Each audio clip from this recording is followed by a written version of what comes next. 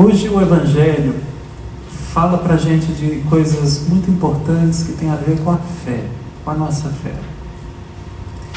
E para ajudar a gente a entender esse Evangelho de hoje, eu vou dar uns passos para trás, um trecho da Bíblia, que não foi lido aqui, nem nos domingos passados, mas ele é importante para a gente entender o que está acontecendo aqui hoje e também ajuda a entender também a relação com as leituras. Jesus está andando num território pagão. E nessa viagem, enquanto ele passa pelo território pagão, ele encontra uma mulher. E essa mulher é uma mulher cananeia, uma mulher pagã, ela não é judia. E ela vai atrás dos discípulos, desculpa a expressão, enchendo o saco, gritando, pedindo ajuda para a filha dela que está doente. E os discípulos até dizem: não atende essa mulher para a gente ficar livre dela. E aí Jesus foi falar com ela e ela fala que a filha está doente. E ele age como um judeu nato. Não fica bem tirar o pão dos filhos para dá-lo aos cachorrinhos. Horrível, né? A gente fala: gente, é Jesus mesmo? Meu Deus, será que eu estou lendo isso? Né? E por que a gente tem esse estranhamento? Porque a gente ainda tem muita dificuldade com o mistério da encarnação do Verbo. Deus se fez humano, Ele assumiu a nossa humanidade por completo, tudo igual a nós, de menos no pecado. A maneira como Ele tratou essa mulher não é um pecado, mas não é boa, né? Não é uma maneira boa, porque Ele agiu como um judeu que pensa só dentro da casinha judaica, né? Não entende ainda a mensagem universal da salvação que o Pai lhe confiou. A mulher então tira a luva de pelica dela e pá, né?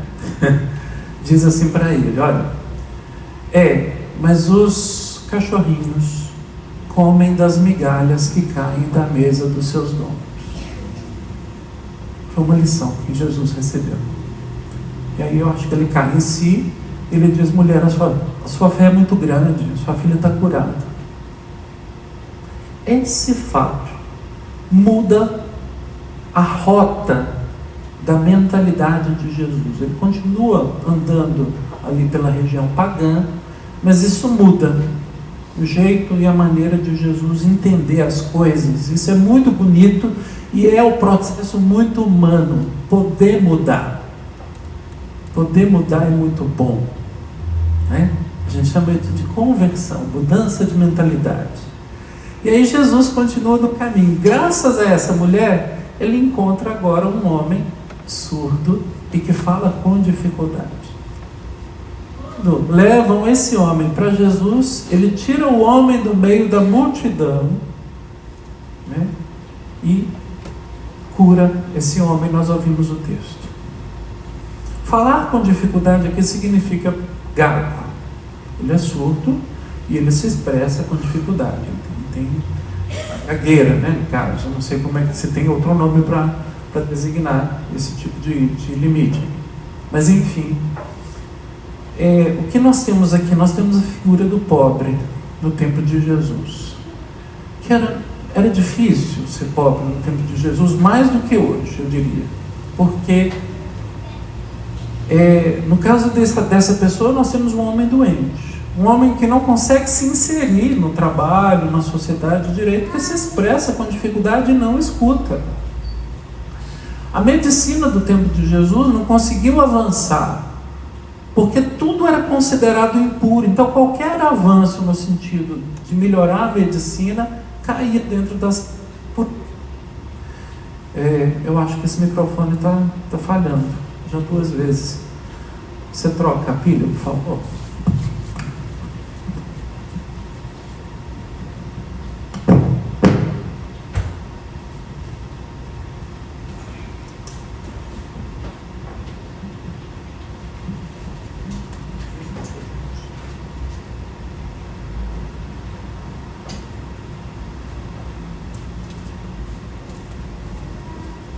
Caía nas regras de pureza.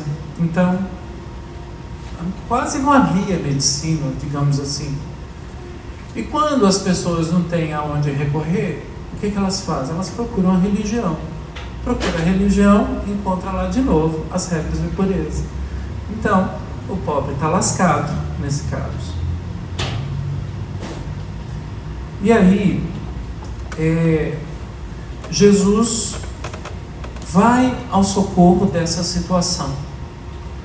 Ele ouve o clamor desse homem, ou das pessoas que apresentaram a situação desse homem, porque ele aprendeu a ouvir com aquela mulher.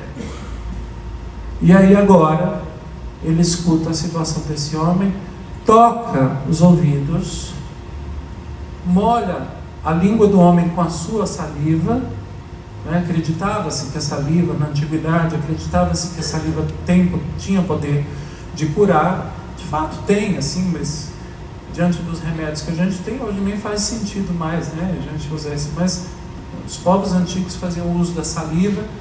Mas aqui, no caso de Jesus, a coisa é mais profunda, porque ele dá de si para que esse homem fique curado. Ele tira de si a saliva para que esse homem fique curado.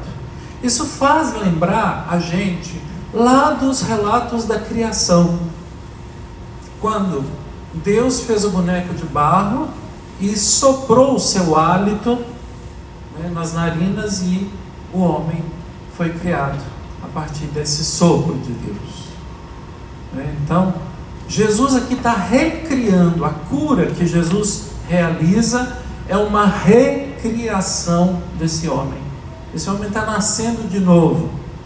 E ele passa a ouvir e a se expressar bem. Então agora ele tem acesso, ele consegue acessar por conta própria a vida nova, a vida plena que Deus quer para todo mundo. É muito bonito isso, né? Mas aqui tem um ingrediente a mais, porque esse relato também é uma forma de retratar uma outra coisa muito especial, a nossa própria vida. Surdos somos nós. Nós falamos com dificuldade, no sentido de exprimir a nossa fé no testemunho que devemos dar. Quando a gente precisa testemunhar a fé, a gente é como o gado que tem dificuldade. Então é uma imagem simbólica. A religião se vale muito de símbolos, eles são importantes para fazer a gente entender a mensagem do Evangelho para todos nós. E hoje, vindo aqui, Ele, Jesus, nos tira da multidão. Ele nos tira da multidão e nos reúne aqui hoje. Hoje Ele toca os meus ouvidos e os ouvidos de vocês. Hoje Jesus vem ao encontro do nosso ser, do nosso corpo, não com a saliva, mas com seu corpo e sangue, para que, ingerindo, comendo seu corpo e sangue, a vida dele inteira, que é dada para nós, isso nos faça ser novas criaturas, pessoas novas, pessoas capazes de ouvir, pessoas capazes de confessar a fé, né? Botar a fé para fora, né? No sentido de demonstrar com a nossa vida que nós seguimos um caminho, e o caminho é o caminho de Jesus. Mas para seguir esse caminho, a gente precisa então abrir os ouvidos. E aqui eu vou puxar um outro texto com vocês, que tem a ver com Jesus. Esse texto é lido na Semana Santa. É o Cântico do Servo do Senhor. Num dos cânticos, são 5, se não me engano, o profeta Isaías diz assim, na voz do servo, né? O Senhor abriu-me os ouvidos e eu não lhe resisti.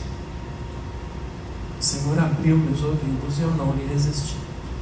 Então, o servo do Senhor, que os cristãos leem como sendo Jesus, é aquele que tem os ouvidos abertos para o Pai, que o Senhor o desperta e abre os ouvidos e ele não resiste, ele está sempre atento à voz de Deus, à palavra de Deus. Mas olhando para a vida de Jesus como um todo, a gente vê também que em Jesus acontece aquilo que aconteceu com o povo no Antigo Testamento, quando Deus apareceu para Moisés numa sarça ardente, isto é, numa moitazinha de planta pegando fogo, né? Numa árvorezinha, um arbustozinho pegando fogo.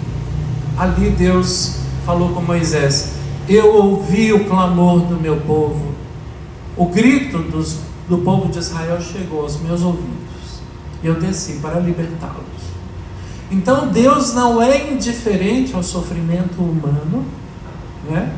Não é como os deuses pagãos que vivem lá no céu, no panteão, sei lá onde, mas Ele vem ao nosso encontro, e veio definitivamente na pessoa do seu Filho amado, ao encontro das nossas fragilidades todas, ao ponto de assumir a nossa vida até na fragilidade aqui de uma cultura judaica que pensa muito fechada em relação aos outros, e Jesus fez parte disso.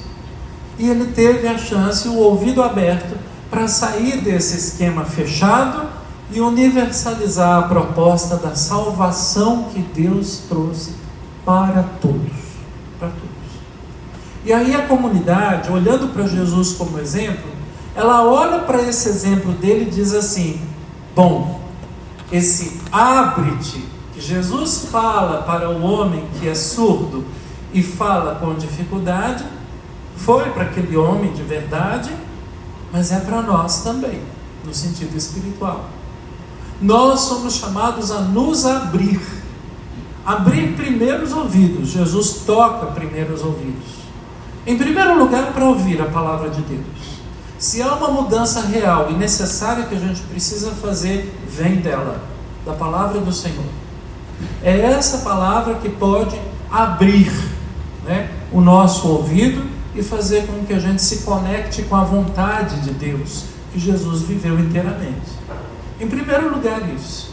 Mas olhando para Jesus como nosso exemplo, nós também podemos mudar mais, no sentido de também ouvir o grito de quem sofre, a dor de quem está no caminho, o sofrimento de quem é trazido até nós. Ouvir e cuidar dessas pessoas. Ouvir o grito de tanta gente nesse mundo que está sofrendo por tantas razões. Se não podemos fazer nada, pelo menos rezar, pelo menos nos solidarizar, pelo menos estar do lado de quem é fraco, não de quem é forte, não de quem não precisa, mas de quem precisa da nossa ajuda, da nossa posição. Isso é muito importante. Se está acontecendo uma guerra, né, e tem gente sofrendo por causa de uma guerra, aonde é que Jesus ia se posicionar? Se está acontecendo queimadas, ou uma situação de desmatamento, ou de destruição da natureza, que todos nós estamos sentindo na pele esses dias agora, né? Com o problema do ar seco, da fumaça. Nossa cidade ficou enfumaçada dias, não está ainda hoje, né? Se a gente ainda não estiver respirando fumaça. É simples, basta cortar a árvore. Isso é um grito. A gente está surdo a isso. Eu não entendo. Sinceramente, eu não entendo. A gente está surdo. O grito da natureza está aí. E a gente se faz surdo. E vai prejudicar a gente. E a gente vive os prejuízos já hoje, né? Os idosos, as pessoas mais fracas estão sofrendo com a respiração, né? Então cortemos árvores, destruamos a natureza, vai dar nisso, né? Então a gente ficou surdo. Esse abre-te vale para nós todos, né? Se alguém está com fome na rua, se alguém está sem emprego, se alguém tem, é grito, é dor, é sofrimento, pelo amor de Deus. Quem é discípulo de Jesus tem que ter ouvidos para isso também. Então, minha gente, abrir os ouvidos aqui em muitos sentidos, e todos eles apontados pelo exemplo de Jesus. O ouvido aberto para o Pai, o ouvido aberto para os irmãos que precisam. Então aqui é importante. E a segunda leitura vai ajudar a gente a transformar esse ouvir e esse cuidado de uma forma bem concreta. E é uma lapada em nós. Agora a luva de pelica é na gente. Se um pobre e um rico entram na assembleia de vocês, na reunião de vocês, e você fala com o rico, porque ele está com roupa bem vestido, com anel de ouro no dedo, senta-te aqui, eu preparei um lugar para você, que bacana, que bom que você veio. E para o pobre, você diz, fica aí de pé. Ou então você diz, fica aqui sentado no meu pé. Entendam, cachorrinho. Do mesmo jeito que foi falado lá para a mulher. Não fica bem tirar o pão dos filhos para dá-los aos cachorrinhos. Quem fica no pé? É o cachorro. A gente não pode tratar um ser humano como um animal. Não pode excluir a esse ponto. A imagem usada foi de um pobre, mas é qualquer tipo de exclusão, não pode haver entre nós. Não tem jeito. É decisivo para quem segue o caminho de Jesus. Ou é isso ou não é. Tem que ser claro, né? Então, acompanhar o caminho dele é aproveitar a oportunidade de mudança que ele mesmo fez, que nós podemos fazer para criar um mundo novo, para ter uma esperança, para poder a gente vislumbrar essa vida nova que ele nos deu com sua morte e ressurreição, para todos nós, né? E para realizar também a nossa vocação de ser sinal desse amor de Deus para o mundo, né? Aí vem o testemunho. Esse desatar a fala tem a ver com confessar a fé, tem a ver com viver a experiência, né, no dia a dia, na nossa vida, na nossa existência, com as palavras e com os gestos, viver aquilo que Jesus nos ensinou a fazer, nos ensinou a viver. Então, queridas irmãs e irmãos, o Evangelho é muito forte, ele é muito especial para nós e ajuda a gente a tomar consciência de quem é que a gente está seguindo, que caminho é esse que a gente vai prosseguir. É claro que cada um no seu ritmo, do seu jeito, né? Mas sempre contando com a igreja.